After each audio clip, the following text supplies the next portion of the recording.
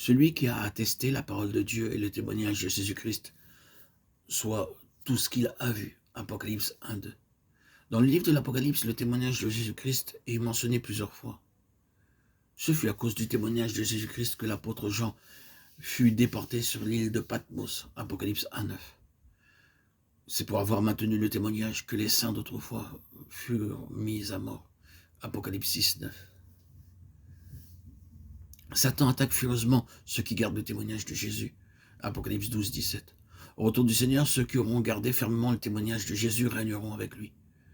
Plus loin, un ange déclara à Jean que le témoignage de Jésus est l'esprit de la prophétie. Apocalypse 19:10.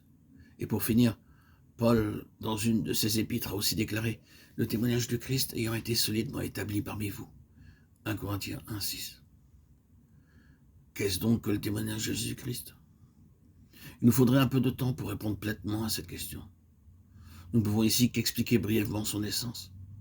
Le témoignage de Jésus-Christ comporte 4 aspects. Premièrement, qui est Jésus, c'est-à-dire ce qu'il était jadis et ce qu'il est maintenant. Deuxièmement, ce qu'est sa relation avec l'homme. Troisièmement, ce qu'il a fait et a accompli à la croix.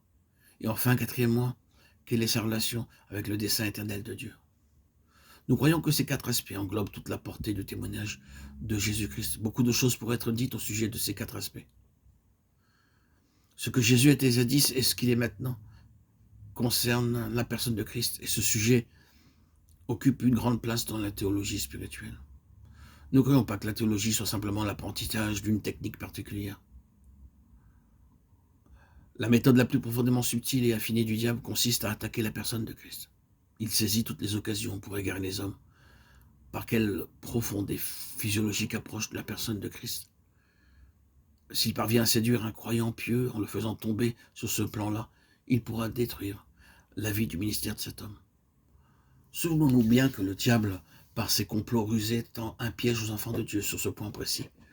Plus nous voudrons aller loin avec le Seigneur et plus affinée pourra être la tentation satanique à l'égard de la personne de Christ.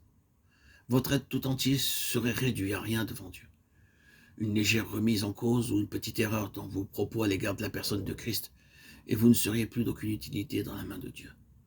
Le diable concentre ses attaques sur les croyants consacrés pour les attirer hors du droit chemin de la vérité concernant cette question.